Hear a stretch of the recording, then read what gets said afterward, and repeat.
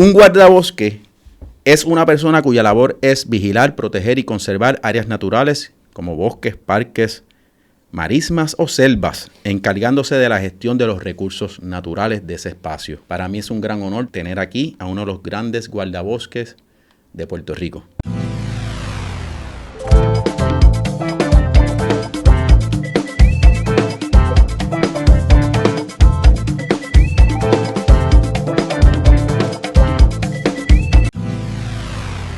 Bueno, pues aquí estamos con un oficial de manejo, que para mí es un orgullo tenerlo aquí en este estudio. Para mí es un gran placer recibir aquí a Miguel Canal, padre, alias Menky, que es la que hay, Menky. Un aplauso aquí, Menky. Un honor para mí estar aquí con ustedes desde cero, ¿no? Desde cero. Uno de mis programas favoritos. Yo no me pierdo ninguno, déjame decirte que yo soy de los fanáticos principales.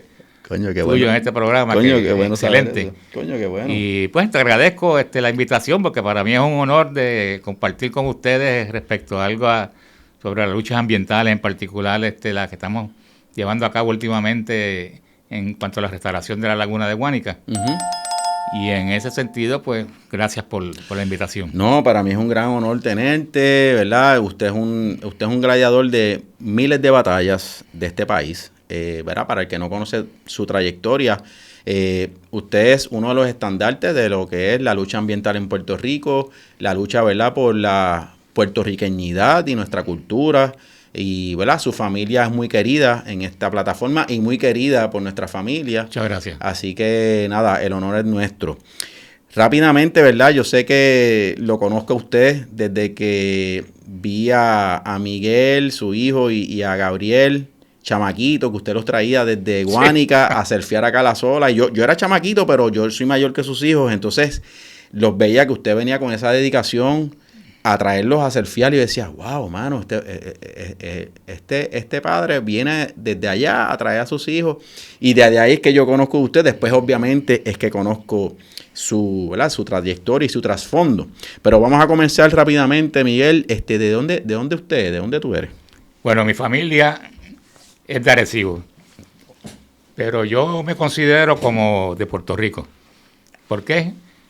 Porque yo he vivido en muchos lugares a lo largo de mi vida, ¿no? Uh-huh. Tengo unos 75 años actualmente. Bien vividos. Bien vivido, la verdad. Yo confieso que he vivido, como decía Pablo Neruda, porque pasé los primeros años en Arecibo, luego nos mudamos hacia San Juan, en particular a Torrey, para el 1955, yo tenía unos 5 años, y ahí estuvimos hasta el 1965, en que nos mudamos a Arecibo.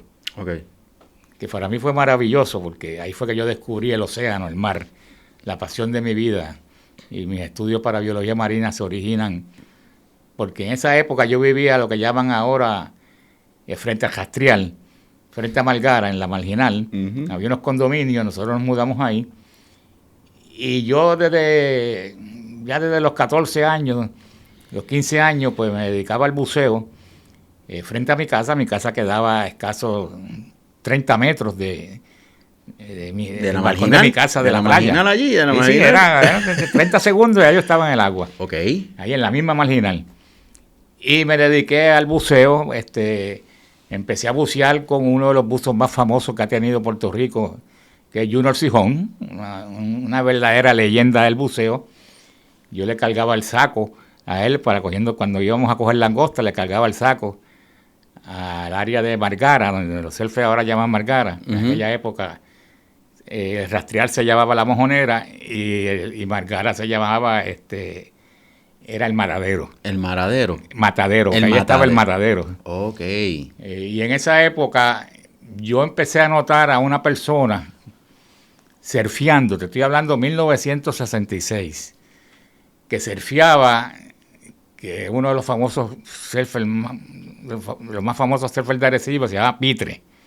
Pitre era un personaje, un individuo fuerte, medía como 6'3". Usaba una tabla roja, hobby. Ese individuo fue el que comenzó el surfing verdadero en Arecibo, Pitre. Okay.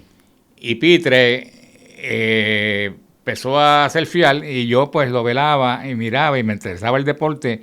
Y cuando él se guaypeaba en aquellas marejadas que hubo, por ejemplo, en el 66, hubo una marejada increíble, y en el 68, yo le recogía la tabla cuando él perdía, se guaypeaba, en aquella época no había leash, él perdía su tabla, y yo la recogía en la playa, esperaba casi una hora a veces en que él saliera, y le entregaba la tabla. Específicamente, ¿en qué playa estamos hablando? ¿Allí mismo? Estamos hablando de entre el Rastreal y Margara. Ok, marginal más o menos la marginal. La marginal. Okay.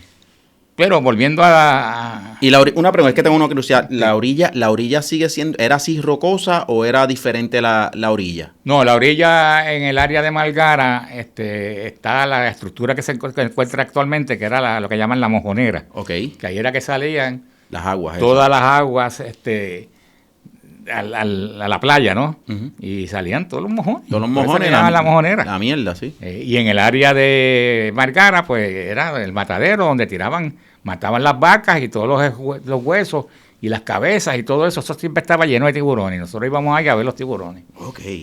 Pues, ¿qué ocurre? Ahí me interesé yo por el surfing, ¿no? Pero a esto vamos más adelante. Déjame terminar. Sí. Después de Arecibo, yo me voy a estudiar a Río Piedras, a la UPR. Viví en Isla Verde, viví por muchos lugares, viví en la calle Canals, viví en Isla Verde, viví en la calle Loíza, mientras estudiaba. Luego dejé de estudiar un año porque había una asociación económica bastante fuerte en mi familia, uh-huh, y me tuve que ir a trabajar con mi padre a la isla de San Tomás, Santa Cruz y las islas de Saint John, donde yo estaba a cargo de llevar a cabo construcciones en los residenciales públicos de estas islas para hacer la gabinetes de cocina y este tipo de remodelaciones que se hacían. Okay. Y ahí estuve un tiempo, vuelvo y regreso a Puerto Rico, que regreso a la universidad, empiezo a trabajar, a estudiar biología en la UPR, cojo algunos cursos graduados, pero sin haber estado todavía aceptado en una escuela graduada, pero cogí muchos cursos graduados. Y había mucha efervescencia política para aquel tiempo. Había mucha efervescencia política. Vietnam estaba a fuego allá. Okay. Yo fui partícipe y fui testigo de todas estas revoluciones que se formaron en el 11 de marzo, allá en la Universidad de Puerto Rico. Yo estuve presente de todas esas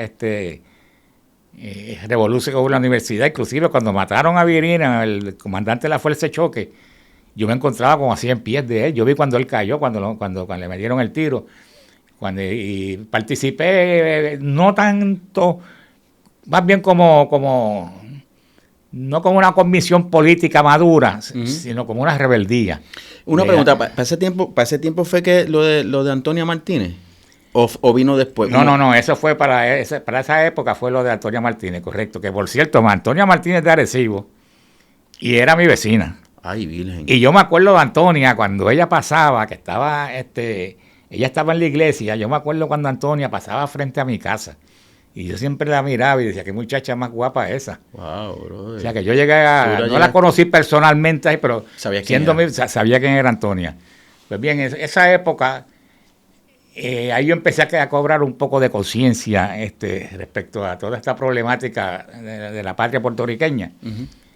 Y un día me encontraba trabajando con mi padre haciendo los gabinetes de cocina cuando pasó un compañero que se llama José Colón, uh-huh, en una motora, y vio que yo tenía una motora Bultaco. En esa época yo cogía mucho motoras, motora de trial, ¿no? De trial, uh-huh, y enduro. Y me vio y me dijo, ¿qué tú haces, Miguel? Y yo digo, pues trabajando aquí, porque bueno, estoy atrás, no tengo, a pesar de que he trabajado en algo de biología, porque yo había estado atrás en el 70, perdón que no mencioné esto, en el 74, 73-74, yo empecé a trabajar en el Departamento de Recursos Naturales cuando se funda el departamento. O sea, yo soy fundador básicamente del departamento en el 72, 73, 74. Ok. Y yo trabajaba como asistente de biólogo marino con una doctora que se llamaba Caroline Rogers en La Parguera. Y ahí adquirí un amor por la biología marina y una experiencia con con todo esto de los recursos marinos. Pero luego renuncié porque las circunstancias de trabajo eran bastante fuertes y no ganaba mucho dinero. En aquella época a mí me pagaban, creo que eran 250 pesos al mes mensual. Y cuando este muchacho compañero José Colón me dice, mira, yo tengo una posición en donde yo trabajo, en el Verde, en el centro nuclear, en la estación de experimentación del Verde, donde hay una plaza para mantenimiento, y que puedes después, quizás, como tú eres biólogo ya, estás terminando la biología, puedes hacer una plaza más técnica. Me fui para allá. Okay. Me aceptaron, me fui a trabajar con la Universidad de Puerto Rico. Me interesé tanto y tanto en la ciencia que en cierta manera fui abandonando un poco el surfing, porque ya anteriormente yo llevaba muchos años surfeando. Yo surfeé del 68 hasta el 75, 76, 77. Ok, cuéntame un momento de esa faceta de surfing. ¿Dónde es que tú comienzas, ¿verdad? Antes de continuar con la historia, ¿verdad? Tuya más profesional. ¿Dónde es que tú comienzas entonces a tener esas experiencias de surfing en Puerto Rico? Pues fue, como te dije anteriormente, con Pitre, o sea, en Arecibo, que era el surfer de Arecibo. En aquella época habíamos un grupo de muchachos que estaban comenzando a surfear. Ahí estaba Tony Crespi, estaba Hochi, estaba Kenny, estaba Quique Durán. ¿Y todo este corillo era de Arecibo? Y este corillo de Arecibo, okay. Y empezamos a surfear. La primera tabla que yo tuve en mi vida fue una tabla de las primeras pequeñas que llegaron a Puerto Rico, era una Gary Proper, okay. Ese fue el que se inventó los Ninja Turtles y hizo esos millonarios, Gary Proper. Okay. Pues yo tenía esa tablita que medía como 6'5", que en aquella época era una cosa increíble, porque todas las tablas eran grandes, estaban llegando a las tablas pequeñas. Okay. Con esa tabla yo fui al Mundial de ahí Rincón en el 68. Okay. Yo era un gremacio. ¿Competiste? No, yo era un gremacio en esa época. Okay. Yo estaba empezando a surfear. Okay. Yo andaba con la tabla, pero yo lo que hacía era que me paraba, y en realidad yo no era un surfer. Diestro en aquel momento, pero... En aquel momento, pero ahí fue que empecé, ¿no? Correcto. Y ahí pues tuve la suerte de estar en el Mundial y conocí a todos estos tipos de aquella época, el australiano, y David Nujiva, y el que ganó el campeonato. Bueno, olvídate, fue una experiencia. Conocí a Machuca en aquel momento, que era un jovencito que estaba comenzando. Luego seguí con el corillo de Arecibo surfeando más o menos hasta el 74, 75. ¿Qué surfeabas? ¿Qué playas te gustaban? La más que me gustaba era el Peñón de Mera. El Peñón de Mera. Inclusive hubo un momento que al Peñón de Mera le llamaron Menke's Garden. ¿Te pasabas metido ahí? Sí, pues yo me pasaba metido todo el tiempo en el Peñón de Mera. ¿Tú eres goofy? No, soy regular. Regular, ok. Iba casi pesca, que rompía su olita bastante bonita, pero lo más que me gustaba era Halos. Okay. O sea, yo era un fanático de Halos increíble. Okay. Y de vez en cuando, pero a que solo se surfeaba mucho en aquella época, era la Valginal. Okay. Ahí surfeaban los tipos que eran ya profesionales. Iba mucho a Bahía de Jobo. Pero en ese momento, cuando caigo en trabajar en el yunque, me envuelvo tanto en la ciencia que fui dejando el surfing porque no tenía tiempo. Y fue una pena porque el año anterior yo había estado, 2 años anteriores yo había estado hecho una buena amistad con Jorge Machuca. Y Jorge Machuca, en aquella época, que cuando vivía en el residencial, que todavía vive allí en Carolina, pues nos hicimos bien amigos. Y yo era básicamente el chofer de Machuca, de Jorge. Yo lo buscaba a él cada 2 días.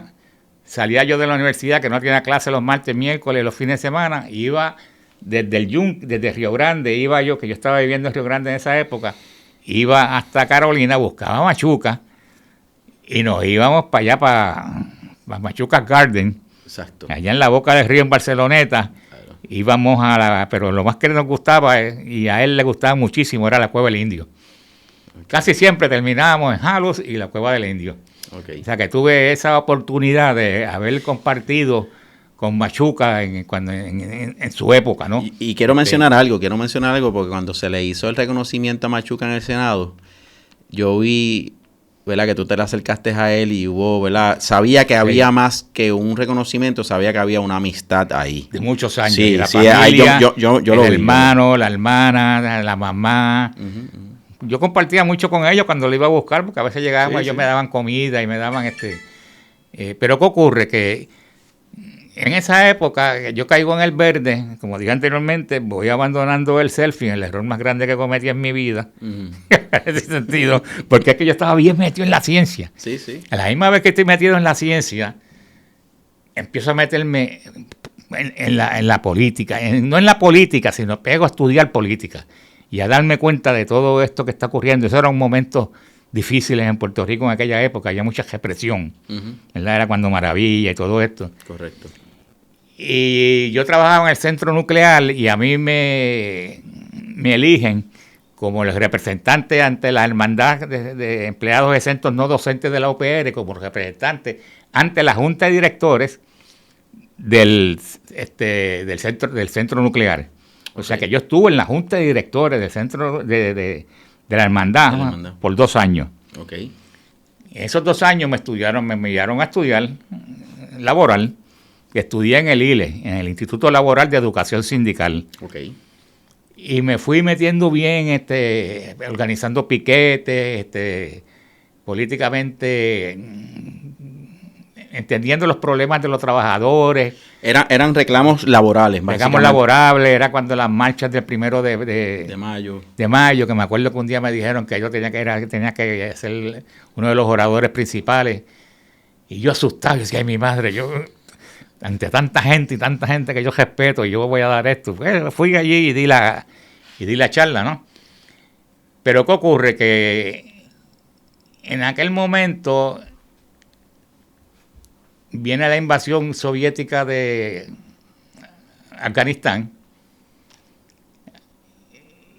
y hay mucho problema, era cuando la del Cerro Maravilla. Los jefes míos eran unos norteamericanos un poco racistas, algunos de ellos. Yo tuve que empezar a tener unos roces con ellos. Me di cuenta de que a pesar de que yo había subido bastante, porque yo empecé como trabajador básicamente, y ese orgullo yo lo llevo aquí en mi corazón, pasé a ser asistente de investigación, pasé a ser asociado de investigación, asistente, y después vienen asociados, y después como científico. O sea, de los primeros científicos en el verde que fue nombrado como tal, fui yo en la Universidad de Puerto Rico. Okay. Pero tuve esos problemas con nuestros jefes y me sentía un poco explotado, ¿verdad? Porque era un trabajo bien duro, trabajo de campo. Ellos se llevaban la gloria porque en los papeles lo hacíamos nosotros la investigación y ellos aparecían como los primeros autores. Correcto. A pesar de que yo descubrí especies nuevas de camarones, a pesar de que yo descubrí donde anidaba el olivo, por ejemplo, que es el cetí. O sea, tú hacías el trabajo duro de investigativo, exacto, descubrías los asuntos, pero el de crédito se lo llevaban otro. Pero el que sabe, sabe. Exacto. Y aquí estamos documentando esta pendeja. Continúa, Miguel. Pues yo decidí cambiar de lugar y dije, yo me voy a meter en la biología marina, salgo de lo terrestre del yunque, porque siempre me había gustado la biología marina. Pregunta, tengo una curiosidad, ¿dónde tú hacías estas investigaciones? ¿El yunque era un área donde tú hacías investigaciones también? Las investigaciones principales que yo hice allá, fue que ahí, por cierto, ahí fue que conocí a mi esposa Susana. Okay. Fue en la cuenca del río Espíritu Santo. Okay. Yo evalué desde el nacimiento del río, en el pico del yunque arriba, en lo más alto. Yo me tiraba caminando por todos los tributarios, estos 2 años me tomó, con otros compañeros como José Colón, hasta el estuario, caminatas de 5, 6 y 7 horas diarias, a veces nosotros solos. Y yo iba a través de todo ese recorrido, coleccionando cada cierto tiempo las especies de animales que observaba en la charca, me ponía la careta, miraba, aquí están estos camarones, aquí están las guávaras, aquí están estos peces, hasta aquí llegó el cetí. y hice un mapa de distribución de toda la fauna del río Espíritu Santo, de la fauna acuática. Ok. Eso es un documento de como 300 páginas que yo todavía lo tengo, que que se publicó por el Centro Nuclear, y fue un trabajo único en Puerto Rico. El centro nuclear era de la UPR, el centro nuclear. El Centro Nuclear era de la UPR, lo que pasa es que eso era la Comisión de Energía Atómica. La Comisión de Energía Atómica tuvo la encomienda de que se iba a utilizar bombas atómicas, que estaba la posibilidad de utilizar pequeñas bombas atómicas durante la guerra de Vietnam, y querían ver cuál era el efecto en la jungla parecida a Vietnam de estas pequeñas bombas atómicas. Y ellos hicieron una pequeña bomba atómica en El Verde, en el centro que yo trabajaba, en la estación El Verde, y jadearon. Y ahí fue que yo empecé a trabajar. Ok. Qué interesante que tú estás trayendo este tema, porque ahora estamos hablando de la remilitarización de Puerto Rico, que está ocurriendo actualmente, y tú estás trayendo una historia que viene desde la experimentación que se hizo en Puerto Rico, por ejemplo, con el agente naranja, se hizo en Guánica con también. el napalm. En Guánica, en Caña Gorda. Y en Mayagüez se hicieron. Y en el Yunque. Y en el Yunque, ok. Interesante. Continúa con la historia. Pues bien, yo comienzo a trabajar, mi esposa, que viene a hacer su maestría en plantas, en botánica, también empieza a trabajar en el centro, a trabajar con el Yagrumo. Ok. Y empieza a trabajar con el centro energético, haciendo la evaluación de las plantas que sobrevivieron y nacieron después de esa simulación de una pequeña bomba atómica que se hizo en El Verde. Ok. Yo le ayudaba a ella. ¿El Verde es el Yunque? El Yunque. Ok. En El Verde. Okay. Y yo le ayudaba a ella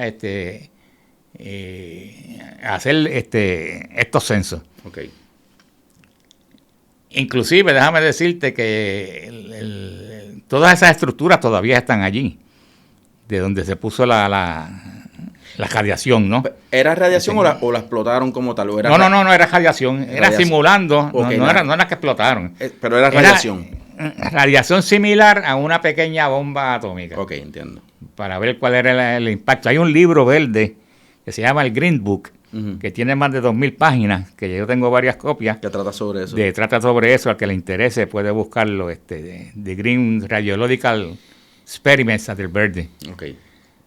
Pues, ¿qué pasa? Pero termino de trabajar en el Yunque, me voy para Recursos Naturales, empiezo en la división de Biología Marina y caigo a cargo de todas las investigaciones. Como yo tenía experiencia con corales, pues trabajé en el 74, el 72, el 73, con Caroline Roger, como te mencioné anteriormente, sabía mucho de corales, con Carlos Buenaga, un compañero que en paz descanse, que era de los mejores ecólogos de corales que hubo en Puerto Rico. Y empecé a trabajar con él a cargo de hacer el inventario de arrecifes de coral de Puerto Rico, que ya Carlos lo había casi terminado. Okay. Yo entro al final a la División de Ecología Marina y empiezo a trabajar con lo que Carlos había dejado, que Carlos se va a hacer su doctorado. Yo me quedo en los trabajos que hacía Carlos y hago los arrecifes de coral de Bahía de Jobos, los arrecifes de coral de Caja de Muertos, de Berbería, de Espíritu Santo, y 4 meses que estuve en un barco sin bajar a tierra en Mono, buceando 2 y 3 tanques diarios, haciendo un mapa de todos los corales alrededor de Isla de Mona. Es una publicación bella que tengo, que está disponible al público que le interese, ¿no? Diablo, qué experiencia, qué experiencia estar en Isla de Mona y tú haciendo ese trabajo investigativo. O sea, ¿y tú te quedabas en el barco o tú ibas a la Mona en tierra? No, nosotros vivíamos en el GNA. En aquella época el Departamento de Recursos Naturales era un verdadero departamento. Nosotros teníamos una embarcación que era un remolcador de 62 pies, que era nuestra base, nuestra embarcación científica. Okay. Y en esa embarcación yo era el jefe de los biólogos. Okay. Yo tenía a cargo 4 biólogos, expertos en peces, expertos en algas. A veces venía gente que eran expertos en ciertos grupos de animales, como los erizos y cosas así. Uh-huh. y nosotros íbamos teníamos que levantar la base de datos para designar las reservas marinas de Puerto Rico. Okay. Todos esos suplementos técnicos que tú ves los hicimos nosotros. Okay. Como te digo, hicimos Belvería, hicimos Caja de Muertos, hicimos Bahía de Jobo, y así se lograron hacer esas reservas, ¿no? Porque pero ¿qué ocurre? Que sigo trabajando con los corales y un día la secretaria de Recursos Naturales, en una fiesta que había en casa del director de la División de Investigaciones Científicas, me llama aparte y me dice, esa era Hilda Díaz Soltero, la secretaria, muy buena, por cierto. Ella había creado un cuerpo que se llamaba Cuerpo de Oficiales de Manejo, que antes había guardabosques, y los guardabosques más bien eran como vigilantes, porque bregaban con los aspectos legales. Okay. El oficial de manejo es un híbrido entre un guardabosque y un científico. Okay. Tiene que saber de manejo, tiene que saber de ciencia, más tiene que saber de leyes. Y en ese sentido, pues ella nombró los oficiales de manejo. Okay. Y en esa fiesta, ella me dijo, oye, Miguel, ven acá. ¿Tú estarías dispuesto a aceptar el oficial de manejo del bosque seco de Guánica? En aquella época, el bosque seco de Guánica, la visión que había dentro del mismo Servicio Forestal de Puerto Rico, es que ese era un bosque de espinas, que aquello era un calor, que aquel bosque no producía madera, porque la mentalidad era producir madera. Y por eso era que los bosques Toro Negro y el Maricao y eran los bosques por excelencia. Guánica era un montón de palos secos ahí, con espinas, y nadie quería trabajar ahí. Okay. Pero ¿qué ocurre? Que ella me hace esa oferta, ¿no? Pero ¿qué ocurrió? Que ese mismo año, 1983, en Semana Santa, el doctor Juan Torres, uno de los ecólogos más grandes que ha tenido el Caribe, y ese es puertorriqueño, experto en hormigas, en la ecología de hormigas y en la teoría ecológica, buen amigo mío, que yo le ayudaba a trabajar, porque a mí me encantaba trabajar con hormigas y con avispas.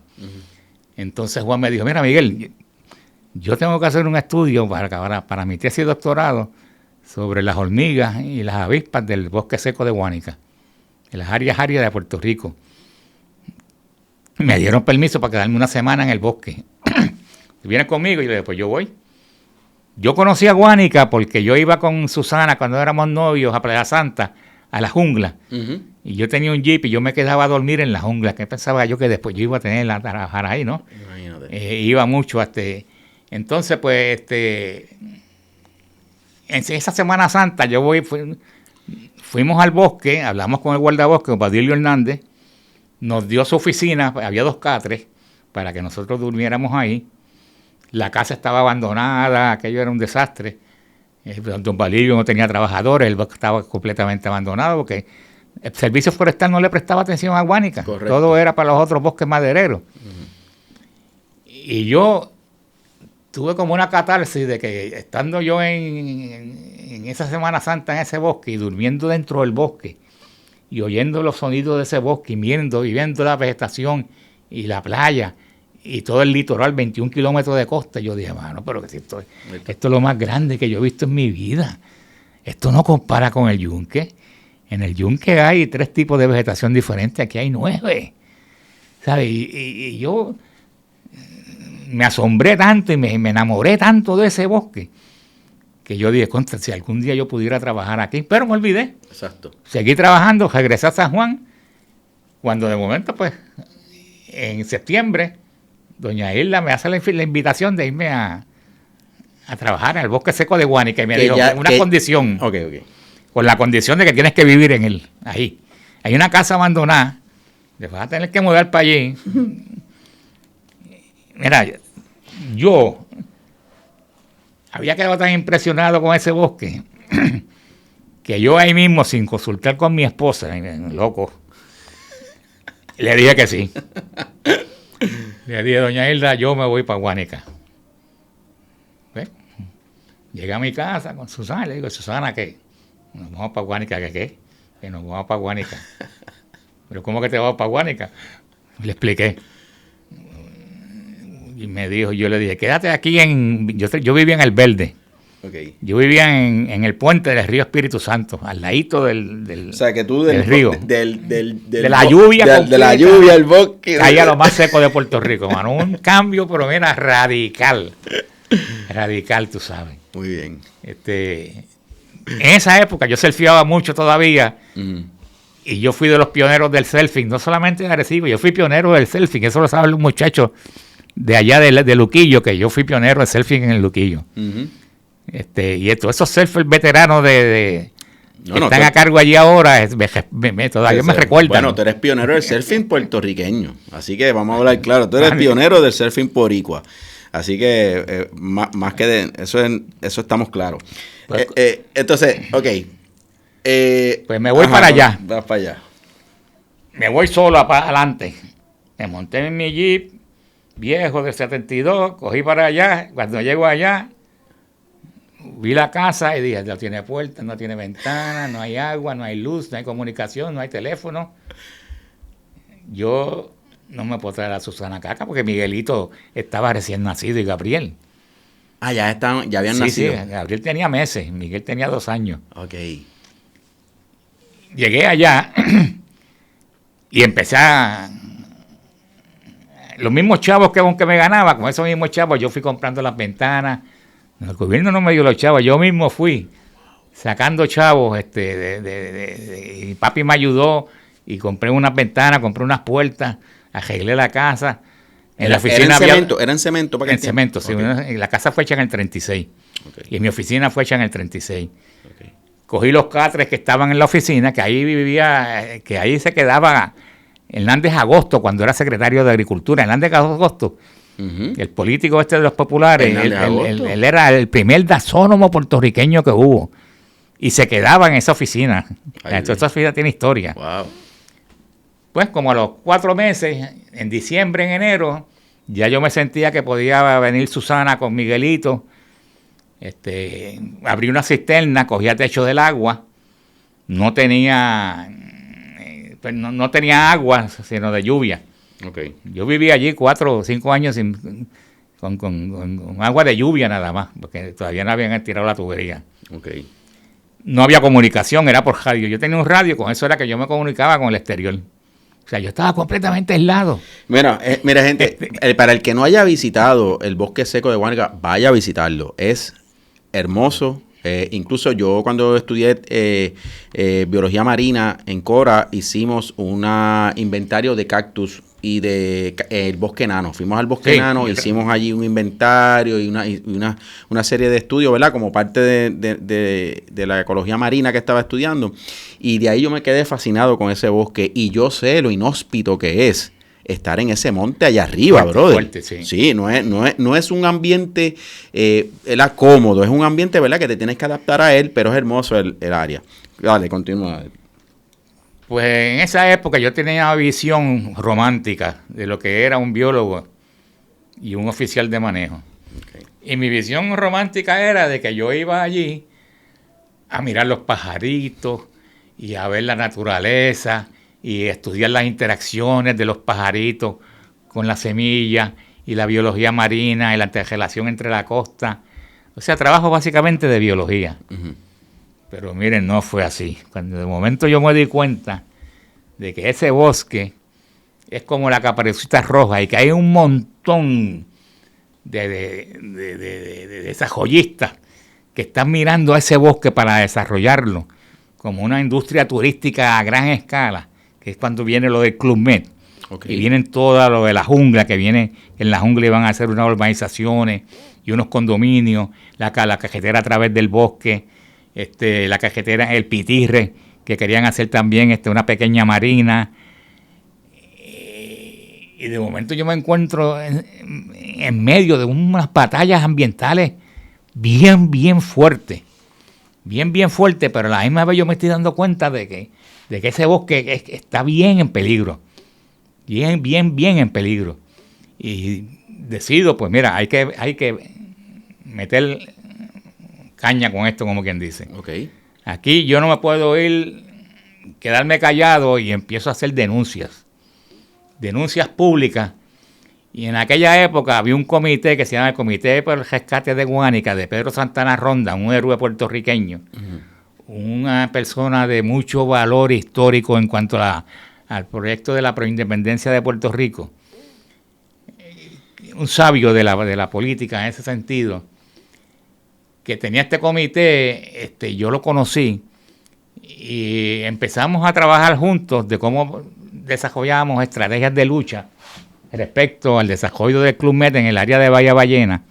Ahí, mira, el Club Med era horrible porque era 200 cuerdas donde está ahora mismo Bahía Ballena, en el mismo centro del bosque, rodeado de 6 especies, en un lugar donde hay 6 especies en peligro de extinción en un momento dado: sapoconcho, jainit, el lagartijo de bosque seco, el guabairo, los tinglares, el peje blanco que camina por allí y ahora estaban anidando la semana pasada, no sé si lo viste, que está, los carey, el huaymona, o sea, iban a destruir todo eso. Y frente a Gilligan iban a hacer otra pequeña marina en el Pitirre. Y en la jungla y en el Cejo de las Parlas también. O sea, eso era proyectos por todos lados. Y un día yo estoy en mi casa y oigo estas máquinas, el ruido ese estremecedor, que no hay un ruido más horrible en el mundo de un bosque que una máquina, un bulldozer tumbando árboles. Exacto. Es como la pesadilla más grande que uno puede tener. Y yo oigo esa máquina y cuando salgo y me voy por el camino Couto, uno de los caminos del bosque, y veo que una máquina que viene tumbando y haciendo una cajetera por el medio del bosque. ¿Qué año estamos hablando, Menky? Estamos hablando de 1985, 86. Ah, bien atrás, o sea, ¿no? 85, 86. Ok. Y yo veo eso y yo digo, ay, mi madre, mira lo que viene ahí.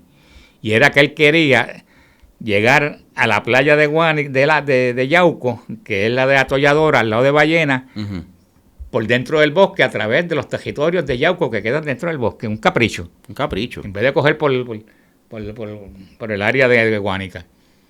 Llego yo allá, veo la máquina, estoy yo solo, y le digo que no pueden llevar a cabo, se me rieron en la cara.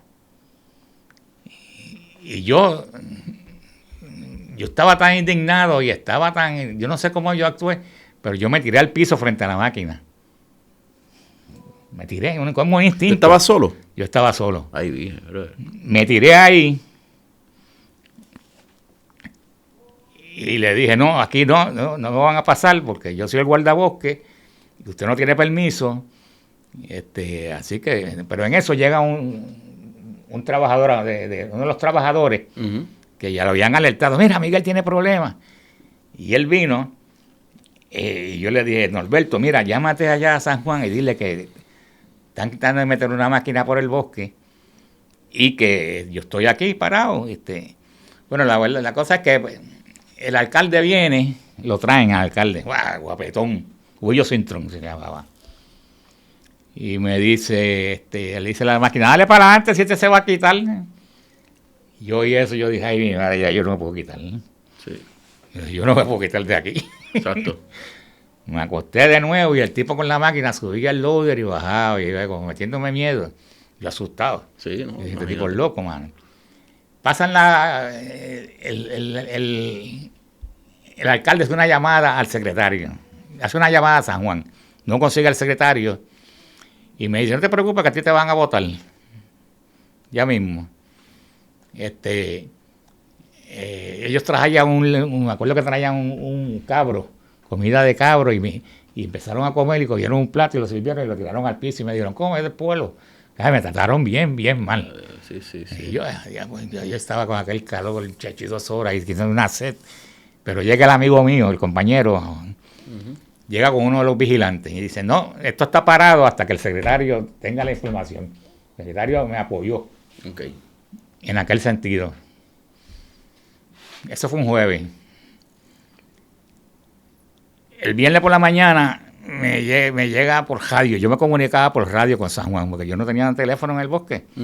Me llaman por teléfono y me dice, Miguel, tienes que estar en San Juan en la oficina del secretario a las 3 de la tarde, un viernes. Y yo, ay, aquel cajo viejo, una guagua vieja, que no tenía ni piso, yo viajando para San Juan, en la guagua del bosque. Y voy para allá y don Justo Méndez, el secretario, me llama y dice, venga acá, canal. oiga, ¿por qué usted se mete en tanto lío? Ya yo me había metido en 2 o 3 líos con el director regional, porque quería hacer una entrada hacia el fuerte. ¿Por qué usted se mete en tanto lío? Y el alcalde lo que quiere es que llevar esto y lo otro. Y yo me acuerdo que yo le dije a don Justo, mire señor, yo le voy a decir una cosa. ¿Usted cree que yo le voy a decir a mis nietos, a mis hijos, verdad, de que cuando yo era director de aquí, yo era oficial de manejo de este bosque y trataron de llevar a cabo esta cajetera que iba a destruir y a matar sapos conchos y a destruir el hábitat de guabairo y de especies en peligro de extinción, y que esos animales están ahora más amenazados o no los pueden ver porque yo no tuve la entereza y la fuerza de oponerme? Oye, aquel señor Justo Méndez, parece que eso le tocó, que el individuo como que se le salió las lágrimas. Dijo, Miguel, usted me ha impresionado a mí. Me dijo, coño, me he impresionado de esa cajetera, no se preocupe que no va. Esa yo se la debo a Justo Méndez. Justo Méndez. Eso es una historia, esto es una de las historias donde realmente sale la gallardía y sale también, creo que, ese sentimiento patriótico, ¿verdad? De proteger un área como es el bosque de Guánica. Y de ahí es que sale el legado que usted ha dejado a este bosque. Y este legado yo lo aprendí a través de un biólogo que se llama Roberto Viqueira. Correcto, y gracias a ese, ¿verdad? A esa información, ¿verdad? Y a través de la amistad que yo desarrollé con Roberto, él siempre me habló de cómo usted protegió ese bosque hasta las últimas consecuencias. Roberto Viqueira lamentablemente fue asesinado, pero ese legado que usted plantó ahí se lo transmitió a él. Y esa mentoría que usted le dio a Roberto, ¿verdad? Él lo implementó, ¿verdad? Después en el desarrollo de la protección del sapo concho, ¿verdad? Y esos son un tema que vamos a tratar. Pero quiero traer el tema porque... Es bueno que lo traiga porque... De ahí es que viene eso. En aquella época, los 80 y hasta el 95, 96, fue una época de mucha represión contra los ambientalistas, cuando estaba comenzando. Uh-huh. La importancia de la lucha del Club Med es que por primera vez la lucha no es por la salud, porque antes había luchas por la salud, por el ambiente, pero eran por la salud de los trabajadores, como la Corco, toda esta problemática de Guayanilla. Correcto. Pero el Club Med es cuando por primera vez se da una lucha por las especies en peligro de extinción y por la fauna y flora, que es parte de nuestra herencia cultural, de nuestra verdadera puertorriqueñidad. Okay. Esa es la importancia de esa lucha del Club Med. Okay.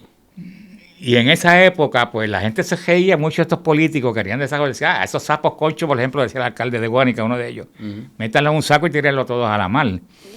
Y crearon una imagen mía en algún sector de la ciudadanía como una persona enemiga del desarrollo, al grado tal de que fue una época de mucha violencia. A mí me dieron con machete, me atacaron con machete en esa época, a mí me tiraron tiros.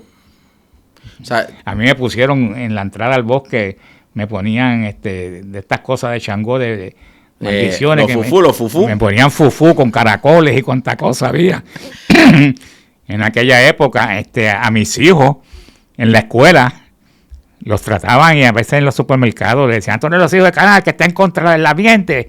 O sea, fue una época difícil para mis hijos, lo mismo, los hijos míos lo pueden decir. Y para mí, ¿no? En ese sentido. Seguro. Pero yo tenía el apoyo de muchos compañeros, tenía el apoyo de Pedro Santana Ronda, tenía el apoyo de muchos compañeros de Guánica, y el pueblo de Guánica empezó a reconocer la importancia del bosque seco de Guánica. Me mandaron a estudiar, yo estudié en Guam, estudié clases a nivel de doctorado de ecología y manejo de reservas naturales, especialmente los corales. Me enviaron a España a estudiar educación ambiental cuando el departamento era un departamento de verdad. Me enviaron a Canadá, me enviaron a Estados Unidos, me enviaron a Hawái a estudiar manejo de reserva. Yo estuve 6 meses en un viaje de manejo de reserva de la universidad, con la Universidad de Chicago, estudios doctorados, al igual que cuando estuve en Guam trabajando con los corales. O sea que yo estaba bien preparado, me sentía bien preparado, e inclusive yo era asesor de las Naciones Unidas para el Caribe, para el desarrollo de proyectos costeros. Y fui haciendo así, pues, una imagen, ¿no? Y una, en el bosque. Y son más de 200 tipos de desarrollo que se propusieron para ese bosque. Ya, rayo. Que cuando tú lo pones y miras el punto de vista holístico global, el bosque ni existiría. Exactamente, no. No existiría. No existiría el bosque. Es una cosa increíble. Y estaríamos hablando ahora de lo lindo que era y qué lástima que ya no está. Y, claro, y otro que nos ayudó mucho fue cuando las Naciones Unidas dice, mira, Guánica es el mejor representante de un bosque seco a nivel mundial. Y ahí trabajamos nosotros para que se diera esa designación. Y ahí, junto con la lucha ambiental del Clumé, con la del Pitirre, con la lucha ambiental de las cajeteras a través del bosque, con las luchas ambientales en el Cerro Las Paldas, el Hotel Copa Marina lo iban a hacer una urbanización, y ya estaba aprobado, lo iban a tumbar para hacer una urbanización en 1985. Y yo me opuse y aguanté eso por 2 meses. Y ya habían dado los permisos. Cuando tú sabes una cosa, la naturaleza me ayudó. En aquella vino una inundación, octubre 5, 6 y 7, me acuerdo como ahora, 1985, donde el agua que bajó por la montaña inundó todo el Hotel Copa Marina. Y cuando yo vi eso, yo dije, aquí está el sitio, aquí está la excusa para que esa urbanización no puede ir. Exacto. Le tomé fotos, mira, esa zona inundable, miren lo que pasó. Exacto. Y lo aguantamos. Ok. Y por ahí seguimos. Aquí tengo una foto del sapo concho. Mi sapo preferido y el orgullo mío de haberlo descubierto en Guánica. Mira, tú sabes que esto es un ícono ahora mismo mundialmente. Benito tiene el sapo concho en todos lados. Y otro, ¿verdad? Otro de las personas que me educó a mí con respecto al sapo concho y la importancia del sapo concho fue Roberto Viqueira. Quiero traer el tema nuevamente porque...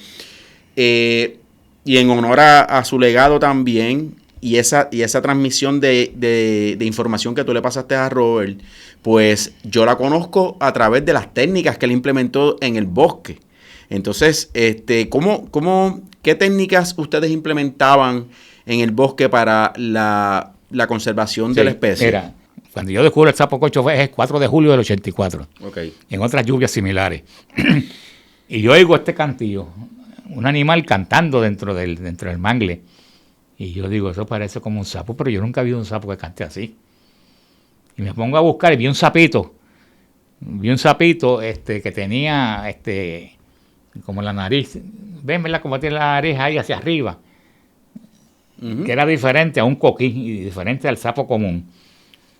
Y yo había visto una foto del sapo concho, porque un amigo mío me ha dicho, mira, en estas áreas habían encontrado en los años atrás, 1100, se supone que hubiera sapos conchos. Y yo dije, mira, pues lo cogí al animalito y lo vi. Y dije, esto es un sapo concho. Llamé a San Juan a los expertos, expertólogos, y se reyeron de mí. Miguel Canal, mira, y que encontré un sapo concho en un manglar en Guánica, donde nadie se imaginaba que iba a estar. Pues cuando ellos vinieron, vieron el sapo concho y se volvieron locos. Ahí pues descubrimos el sapo concho, una población en Guánica. Ahí empiezo con el manejo del sapo concho, de proteger el área. Este es el sapo. Luego viene Roberto. Sí, ese es el sapo concho.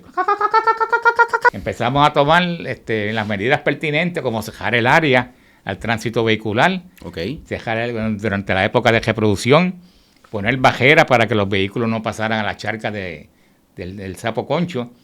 Empezamos con el zoológico de Toronto. Empezamos un programa de ponerle transmisores de radio a 12 sapitos. Y hicimos unas mochilitas. ¿Y se los ponían? Se los poníamos. Y las mochilas, cuando las trajeron esas mochilas las diseñaron en Canadá, me las envían, pero los sapos de Canadá, como estaban en un museo, estaban en zoológico, estaban más gorditos que los del Buffil, que los sapos de acá. Entonces le quedó grande. Y a mí se me ocurrió, pues, una costurera que yo conocía de Guánica, una señora, le llevé las mochilitas y ella vino y las cogió y se la puso para que los sapos le quedaran bien. ¿Y seguimos los sapos. ¿Cómo capturaban al sapito? Pues cuando estaban reproduciéndose, que salían a las charcas a reproducirse los machos, detrás de las hembras, los cogíamos y una vez que terminaban de reproducirse, velábamos que terminaran de reproducirse, que fueran a entrar al terreno de nuevo. Y ahí nosotros, ahí está Roberto trabajando en la jungla. Pero estoy buscando que vi como una foto de que ustedes están como que en una laguna. Eso es, Sí, esa es una foto interesantísima. Espera, déjame buscarla acá, déjame ver, que es como una técnica. Bueno, la cuestión es que le metimos los sapos, encontramos que los sapos no viven en el agua, los sapos viven en la roca caliza. Ok. Ellos no necesitan el agua solamente para reproducirse. Pueden caminar hasta 7 kilómetros tierra adentro. ¿Esto? No, esos son los viveros de sapos que establecimos en el área de Cuamo. Okay. Ahí está Roberto de espalda, introduciendo sapos en áreas que históricamente sabemos que hubo sapos hace 100 años atrás. Y cuando hicimos el programa de enviar hembras y machos a zoológicos, ellos nos enviaban los renacuajos y nosotros los criábamos en esas charcas para establecer poblaciones. Ok. Todo ese programa pionero lo empezamos nosotros. Ok. Y quiero seguir poniendo fotitos, ¿verdad? Sí. De algunas técnicas. Ajá, y... Déjame ver. Pues ahí, mira, esa es una foto bien importante e interesante. Ahí está Roberto con un compañero. Roberto el que tiene la gorra. Roberto el que tiene la gorra y el compañero es un arqueólogo que estaba ese día ayudándonos a nosotros.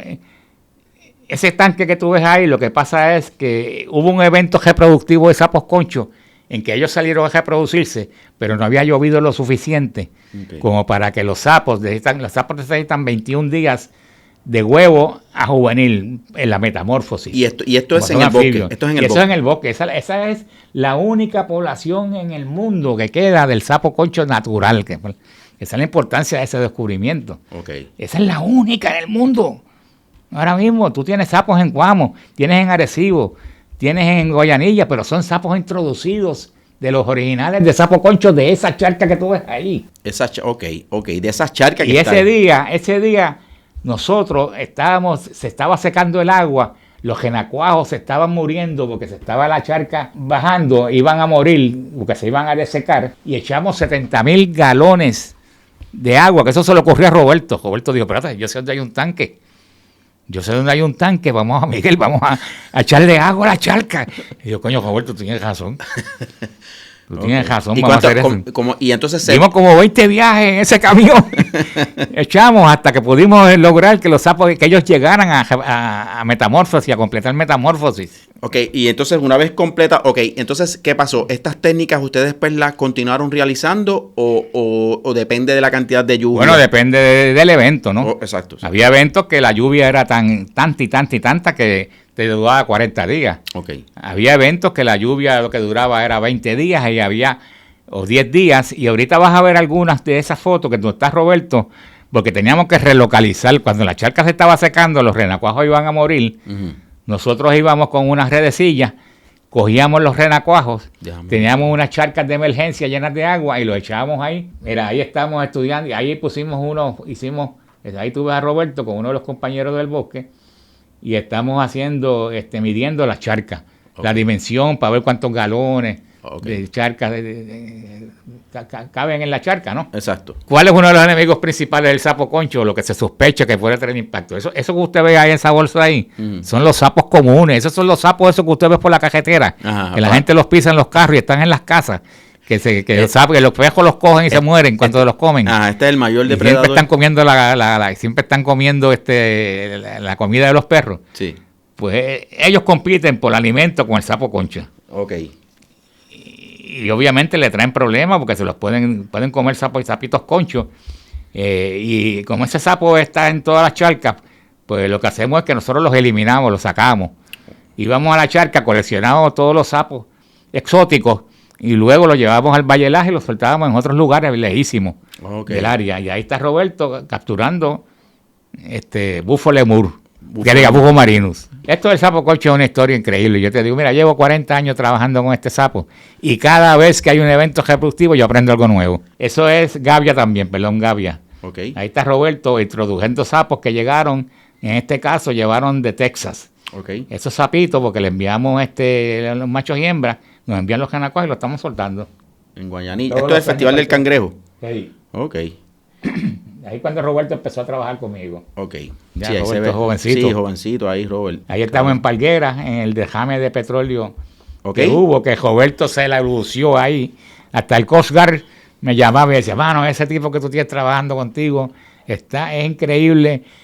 Roberto los presionaba mucho. Hubo un momento, y yo creo que aparece una foto por ahí, de que la gente del Coast Guard dieron a un sitio, a un área como que estaba limpia allá. Y Roberto me llamó y dijo, ven, que yo no voy a aceptar eso. Ahí hay petróleo todavía. Ok.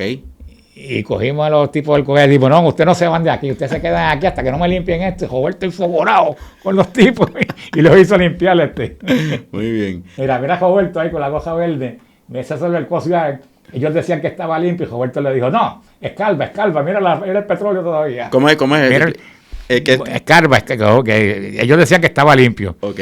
Y Roberto le dijo, no, escarben, para que ustedes vean que ahí abajo todavía queda petróleo. Y ahí está Roberto demostrando. monitoreando. Y claro, y tuvieron que seguir limpiando. O sea, que ese es personal del Coast Guard haciendo... Sí, porque Roberto iba todos los días, Roberto me hacía un informe a mí. Todos los días Roberto a las 6 de la mañana, desde Guayanilla hasta Palguera, iba evaluando cómo las brigadas estaban trabajando y si áreas limpias o no. Del petróleo. El petróleo. Y por la tarde, eso fue 2005, se llama el Mystery Spill, porque nunca se averiguó de dónde salió. ¿De dónde salía? Ok. Cuando la charca ya estaba pequeña y queríamos evitar que los renacuajos murieran porque se iban a secar, pues los cogíamos con unas redecillas. Ok. Yo había hecho una charca en el Camino de Ballenas, que es charca de translocación y de crianza para un evento. Fíjate como nosotros tenemos esto cuadrado. En un evento de que aquí se estuviera secando la charca, sacamos los renacuajos y los movemos a la otra charca que la debemos controlar los flujos de agua y los niveles de agua. Que la tenemos controlada. Y así los sapos se daban. Y al mismo tiempo monitoreaban la especie. Exacto. Ok, entonces está súper demasiado brutal. Entonces, quisiera llegar, y yo sé que hay mucho que hablar, pero quisiera llegar al tema de la laguna, de la restauración de la laguna de Guánica. Y esto es un tema que Roberto siempre me hablaba sobre este tema de la restauración y volver a lo que era la laguna de Guánica antes del empeño de Muñoz Marín y Jesús Tepiñero de secar la laguna y de cambiar toda esa morfología de esa área y toda esa jodienda.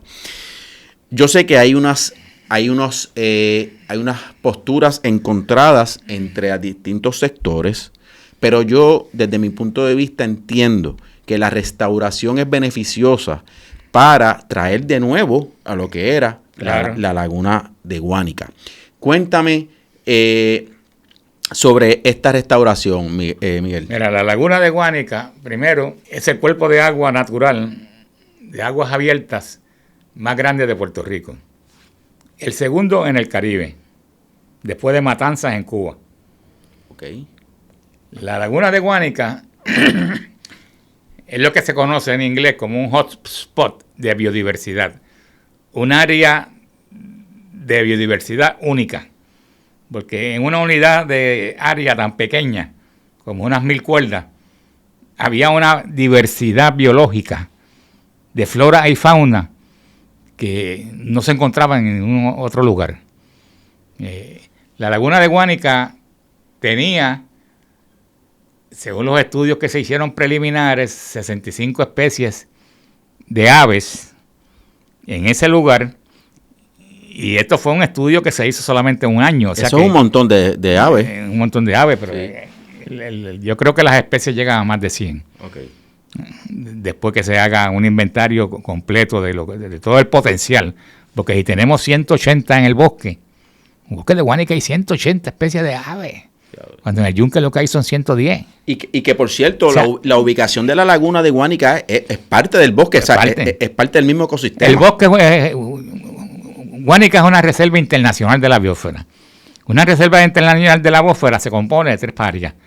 El área núcleo, que es el bosque estatal propiamente dicho, un área de amortiguamiento en su periferia y un área de experimentación en las partes del municipio, fuera de esa periferia de la zona de transición. La laguna de Guánica está dentro de la Reserva Internacional de la Biosfera, en ese sentido. Si se hubiera declarado al municipio completo. Pero Guánica todavía es reserva solamente área núcleo. Por eso es más complejo para explicarlo, pero lo que quiero decirles es que es una aproximación natural de la ecología del área, la laguna y el bosque. Corresponde uno con el otro. Okay. Esta laguna, cuando ya habían tratado de secarla anteriormente, en el 1917 la Asamblea de Guánica se opuso a que se secara porque era una fuente de comida, de alimentación. una fuente de agua, de irrigación para la central Guánica, era una fuente de turismo y de económico, porque había tanta cacería y tanta caza que la gente en la periferia vivía de los huevos de pájaros, de llevarse a los cazadores a cazar, daban excursiones en bote. O sea, había toda una actividad económica donde las comunidades del FUI... Para aquel tiempo. Y así duró hasta el 55. ¿Y con qué propósito querían desecar la laguna? Porque traen el gobierno de Puerto Rico quería utilizar el Valle de Laja, irrigar el Valle de Laja para rescatar estos terrenos. Acuérdate que en esa época, los años 50, las lagunas son áreas de mosquitos, áreas de enfermedades, de anegados, de mosquitos, áreas que lo mejor es secarlos. Y ellos pensaban que por medio del programa de irrigación del Valle de Laja, si secaban y destruían la laguna, pues podían utilizar todas esas aguas para riego y evitar y rescatar el lecho de la laguna para siembra, que son unas 1000 y pico de cuerdas. Okay. Con 1000 y pico de cuerdas en el anegado. Okay. En el Valle de Laja hay dos cosas. La laguna de Guánica, y esto es importante tenerlo en la mente, porque la laguna de Guánica propiamente dicho, el lecho, y el anegado, que estaba más hacia el oeste, que es un área ya de humedal, pero no de aguas abiertas, sino de charcos, sí. Un humedal, de pantano. De pantano. Pantano. Que por cierto, hay dos divisiones. Que por cierto, no es un área de agricultura, no es un área para sembrar. O sea, el área donde está donde estaba la laguna, y ya recientemente fuimos, allí no hay nada sembrado. Hace 70 años que ahí no se siembra nada. Esos suelos no son como para llevar a cabo este tipo de actividad agrícola. Uh-huh. O sea que el lecho de la laguna está, no es área agrícola. Uh-huh. Inclusive está catalogado como un humedal oficialmente por la Agencia de Protección Ambiental. Okay.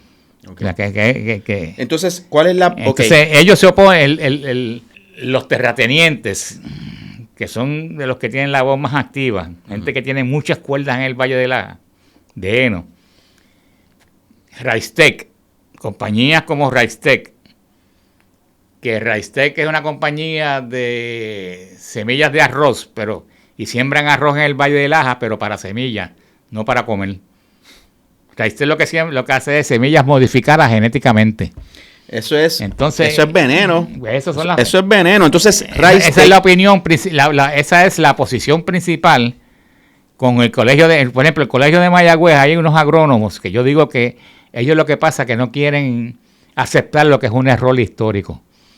Miren, la laguna fue un error histórico. El secarla. Claro, inclusive la gente como Ramón Colón Torres, secretario de Agricultura en esa época, que yo lo conozco y conozco a su hijo, me mencionaban que eso había sido un error.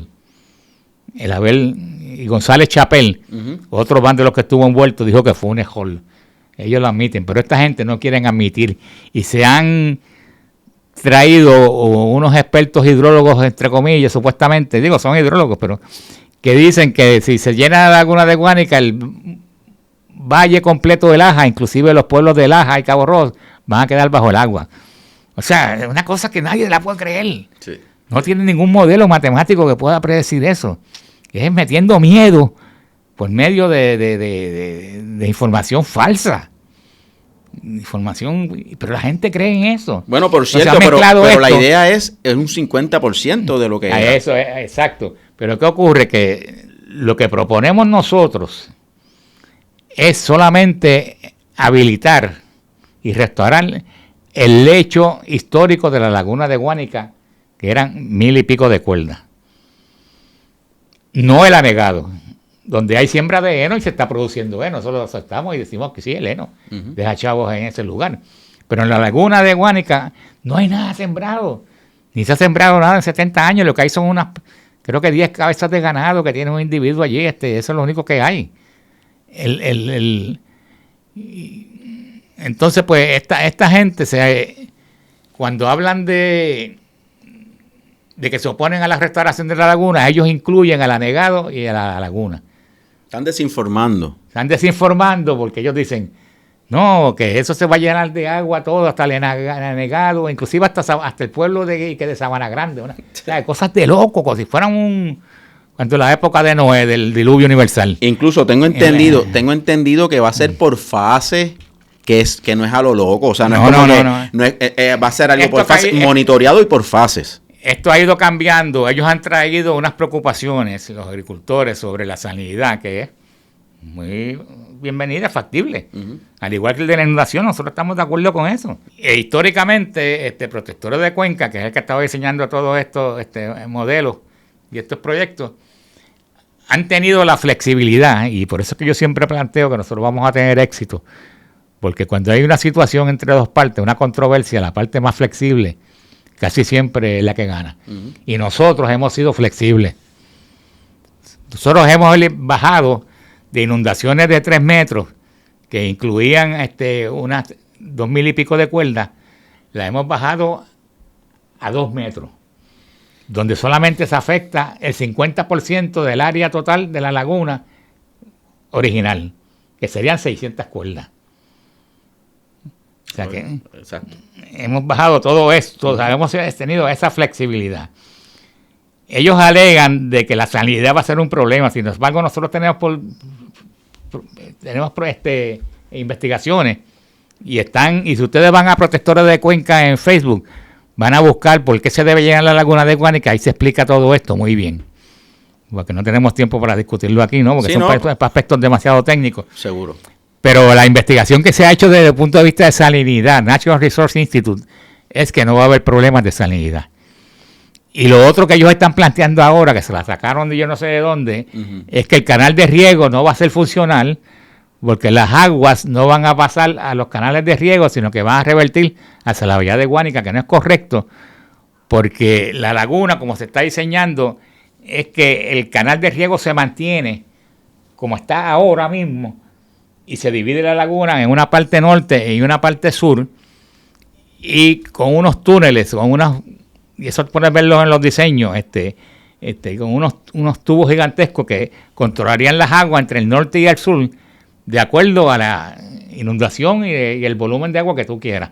Okay. Y además que es reversible. El problema es que hay unos intereses de Rystec que está... Exacto. Yo lo voy a decir. Está comprando la conciencia de los que puede comprar o los puede convencer con estos argumentos. Y lo más increíble de pero ¿con qué intención Rystec quiere hacer esto? ¿Cuál es realmente el propósito de Rystec? Si no es solamente semillas de GMO.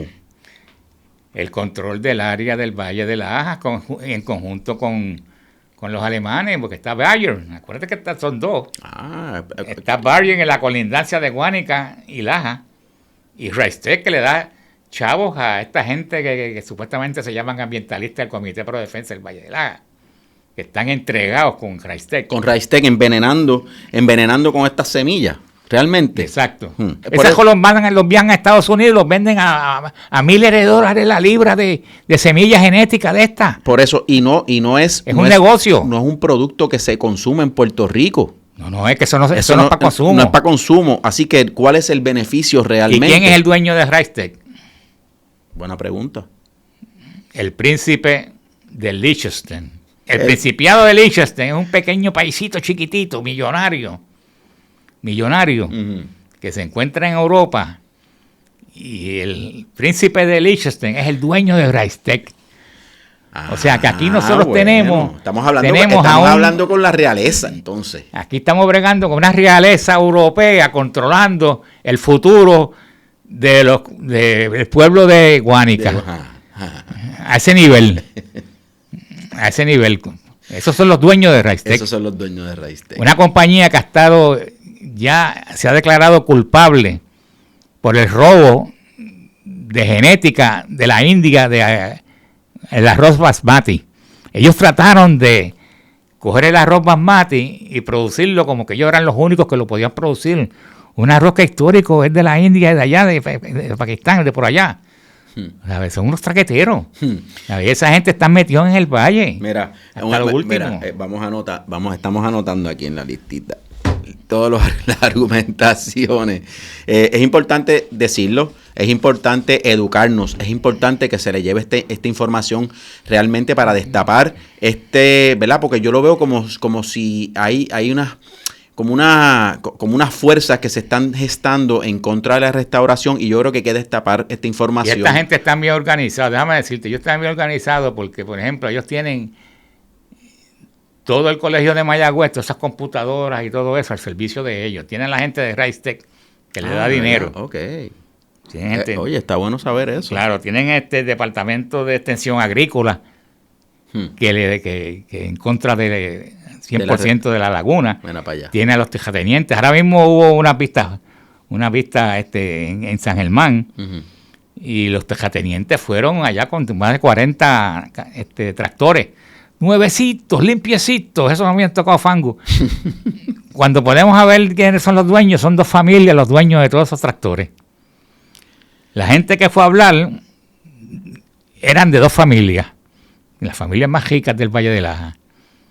Entonces llevaron unos otros trabajadores y los sentaron allí. A mí me daba hasta pena ver a los trabajadores, que los traían como corderitos y dicen, siéntate ahí, no te muevas, quédate ahí. Sí. Bueno, una cosa se veía. Nivel, ahí se ve. Se veía la diferencia social. Mientras acá estaban todos los compañeros del FUI, del barrio La Laguna, comunidades marginadas, con un problema de desempleo increíble, que están viendo el futuro de la laguna como una diversificación económica. Y no es que ellos van a volver a la romántico del principio del siglo pasado, de que comíamos de la laguna y tenían bien los pajaritos. No. Es que hay una diversificación de turismo, turismo de naturaleza hoy día. Correcto. Que la gente está dispuesta a pagar por ver aves. La gente está dispuesta a pagar por ver ambientes escénicos. Y un por ir kayak en una laguna en el sur de Puerto Rico, una laguna de 600 y pico de cuerdas, con un mosaico de diferentes islitas, a diferentes niveles, donde diferentes organismos pueden comer diferentes... No, y que asimismo la misma biodiversidad se va a encargar del desarrollo. Y eso, ¿verdad? Y conjunto con la comunidad, y junto con estas comunidades que se van a ver beneficiadas, ya sea a través del ecoturismo, a través de la casa, a través de llevar educación a la gente, etcétera, etcétera, se puede convertir también en un área biológica, un laboratorio biológico también del área. Negocios en la periferia, por ejemplo, de tú ir por las tardes a ver la observación de aves, o sea, la posibilidad de que tú tengas paseos a caballo. Seguro. Por el área de la laguna. Sí, o sea, oye, es que la idea... la pesquería, por ejemplo, la gente es loco con la pesca. Seguro. Pesca recreativa. Oye, lo importante de esto también es que es sencillo. Es restaurarla a su estado natural. Es volver a traerla a lo que era, ¿verdad? O tratar, ¿verdad?, de quizás volver a... no como tú dijiste, ¿verdad?, de lo algo romántico, sino es realmente el derecho de ese espacio a volver a lo que era, claro, a lo que naturalmente era. Yo te agradezco, Miguel, tu espacio, tu tiempo para este asunto de la laguna y la restauración. Desde aquí de este espacio nosotros estamos apoyando la restauración de la laguna. Eventualmente queremos tener aquí personal de Protectores de Cuenca, algún representante de Protectores de Cuenca que pueda venir a explicarnos, ¿verdad? También, y si tú estuvieras también dispuesto que vengas con ellos. Sí, porque hay muchas cosas todavía por hablar. Tengo aquí una foto bella de tu familia, aquí con tus hijos. Ah, sí, en la ceniza. En la ceniza. Cuando la gran lucha de las cenizas. Correcto, ahí vemos a Miguel Canals, hijo, profesor del colegio, Cristina Canals, la comandante del Bosque de la Armonía, y a Gaby Canals, surfista profesional, sí. Ahora con la marea. Muy orgulloso de mis hijos. ¿Sí? La familia que lucha junta se mantiene unida. Eso es así. Gracias, Miguel. Gracias a ti. Ahí lo tienen, aquí en tu casa desde cero. Nos vemos en la próxima. Hasta luego.